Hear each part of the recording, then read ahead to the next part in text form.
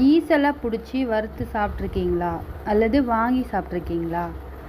இன்றைக்கி நான் வந்து ஈசல் வறுவல் பண்ணியிருக்கேன். அதில் என்னென்ன போட்டிருக்கேன், எப்படி பண்ணேன்றதை இந்த வீடியோவில் பார்க்கலாம் வாங்க. இது 2 தடவை வறுத்துருக்கேன். இன்னும் கொஞ்சம் வறுக்கணும். அது மாதிரி வறுத்துட்டு இந்த ஈசலை வந்து முறத்துலையோ அல்லது ஒரு டவல் மாதிரி ஒரு நல்ல ஒரு காட்டன் துணியிலையோ போட்டு அதை நல்லா நீங்கள் வந்து தேய்ச்சிட்டே இருந்தீங்கன்னா அதில் இருக்க காலெல்லாம் உடச்சி எடுக்கணும்.